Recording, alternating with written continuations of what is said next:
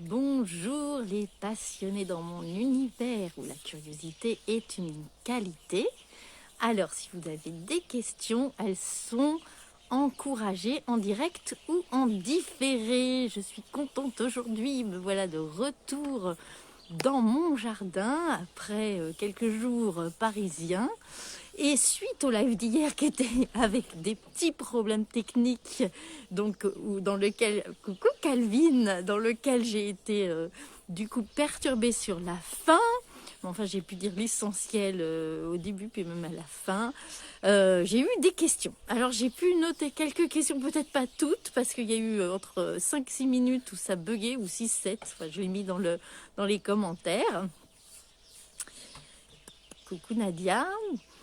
Bienvenue à toutes et à tous. Et donc aujourd'hui, je vais répondre à une des questions. Bienvenue Yann aussi. Je vais répondre à une des questions puisqu'hier il était question de plantes maîtresses et de plantes sacrées. On m'a posé la question c'est Calvin qui l'a posé, il me semble, des cérémonies cacao. Alors, j'ai vu ces cérémonies tout d'un coup. En fait, j'étais dans ça fait quand même maintenant un certain nombre d'années que je parcours ce chemin du chamanisme et de la spiritualité et que j'ai pratiqué, même si je ne le propose pas, diverses cérémonies avec des plantes. Enfin, je finis pas ma phrase, mais on est en train de parler des plantes. Diverses cérémonies avec des plantes. Je propose des cérémonies, bien entendu, vous le savez, mais pas des cérémonies où on consomme des plantes. Voilà, c'est avec le tambour, c'est avec la huile de sudation, c'est avec la pipe sacrée, la chanoupa, mais pas des cérémonies à proprement parler où on consomme des plantes, et même pas du tout. Du coup, quand j'ai participé, moi, à diverses cérémonies au niveau de rencontrer les plantes enseignantes, qui sont des enseignantes, c'était toujours, j'ai autant que faire se peut été en contexte traditionnel. C'était important pour moi. Et j'ai, pendant de nombreuses années, jamais entendu parler du cacao. Et puis tout d'un coup, coucou Nathalie, oui tu arrives au bon moment, c'est le début. Et tout d'un coup j'ai entendu parler du cacao, mais partout. Et comment dire, la manière dont j'en entendais parler, je me suis dit, mais enfin, ça a éveillé quelque chose en moi. Je me suis dit, tiens, à la fois ça m'intéresse et à la fois, comment ça se fait que tout d'un coup, tout le monde, dans tous les coins de France et de Navarre et dans des contextes qui sont pas forcément que sacrés, dans des salons, coucou Victor, dans des salons par exemple, voilà, c'était tout d'un coup la grande vogue.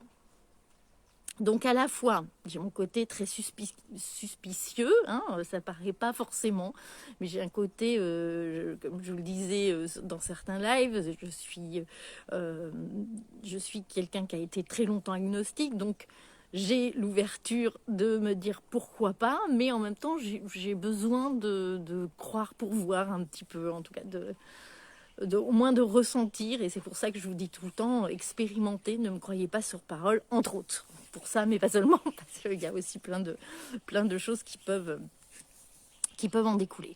Donc, pour rester sur le cacao, donc voilà, j'avais ça, j'étais avec ça, et comme tout ce qui est plante, je me dis toujours, de toute façon, si la plante a quelque chose à m'enseigner, elle va venir à moi. Donc, je n'ai pas été chercher à faire des cérémonies, surtout que ce que je voyais passer ne m'attirait pas spécialement. Le contexte, etc. Et puis, j'ai pu expérimenter avec quelqu'un qui me paraissait assez humble. Du coup, ça me mettait plus en confiance. Mais je me disais quand même, moi, j'ai toujours eu quelque chose avec... le cacao n'est pas une plante d'ici. Hier, je parlais du tabac. Effectivement, c'est pas une plante d'ici non plus.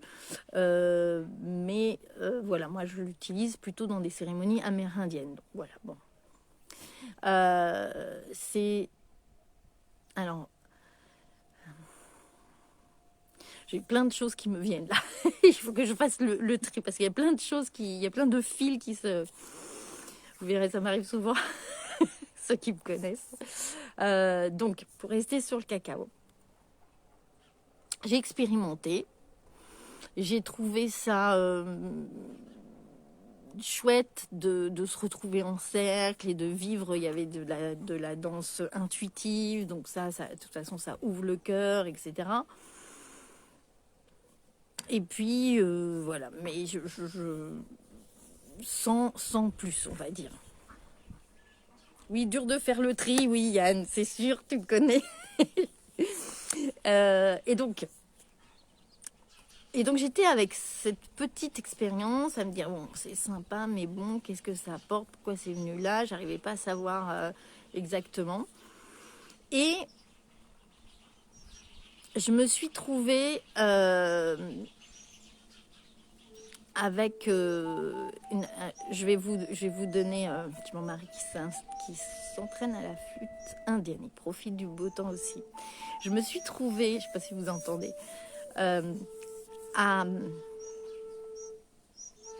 écouter un podcast et je me suis dit, enfin j'ai vu qu'il passait sur le cacao et je me suis dit là vraiment avec une Guatémaltèque il me semble, en tout cas quelqu'un qui vient du pays où le cacao pousse et qui a une origine, enfin qui est interviewée par la personne du podcast et qui a une origine de cette culture-là, en fait, vraiment. Et je vais vous le mettre je vous mettrai le lien vers le podcast en légende parce que c'est vraiment venu confirmer mes ressentis, mais qui étaient un peu diffus, en fait, voilà. Et pourquoi ? Je vais vous faire un petit résumé du podcast, même s'il dure qu'une... Oui, trop bien, je dirais. Même si le podcast n'est pas très long, il dure un peu plus de 30 minutes. Et si vous voulez tous les détails, vraiment, je vous encourage à aller voir parce que je vais l'expliquer déjà très condensé et forcément moins bien, puisque ce n'est pas... voilà, c'est quelque chose que je vous rapporte, c'est pas quelque chose que j'ai vu directement. Donc je trouve que c'est toujours bien d'aller à la source le plus possible. Et donc, comme j'avais pressenti, il y a une histoire d'appropriation culturelle et de business et de gros marketing.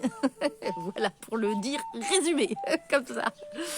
Alors, je sais que ça va pas plaire à tout le monde parce que c'est sympa de faire une cérémonie de cacao. On est détendu, on est en cercle, c'est joyeux. Vous pouvez mettre un feu et ça fera la même chose en fait. Vous vous mettez autour du feu, un grand-père feu. Je sais qu'il y en a plein qui adorent. Et c'est pareil.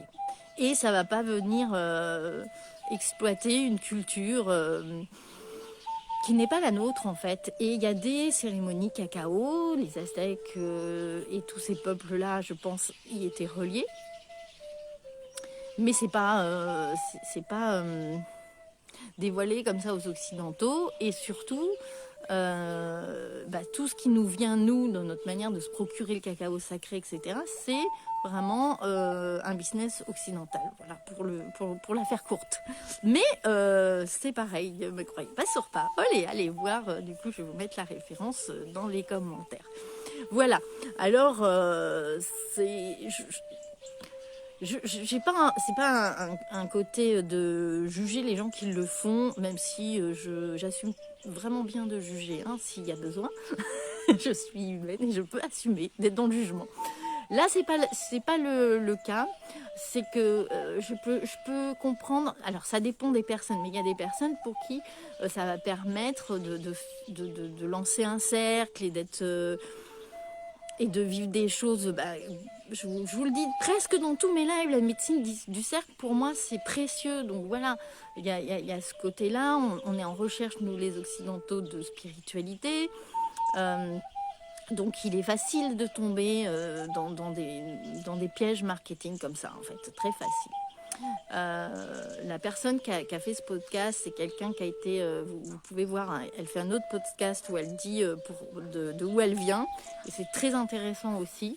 C'est quelqu'un qui est dans la spiritualité et qui a cet œil critique parce que enfin elle a vécu des choses de l'ordre de l'appropriation culturelle, du New Age, et je pourrais faire un autre live sur le New Age. C'est pareil, ça va pas être un live forcément avec des trucs sympas et des petites fleurs, mais je le réserve pour une autre fois parce que là, sinon je repars. Déjà, j'ai eu du mal à rester focus sur le cacao. Voilà, je vous mets ça en légende. Alors, je lis vos commentaires.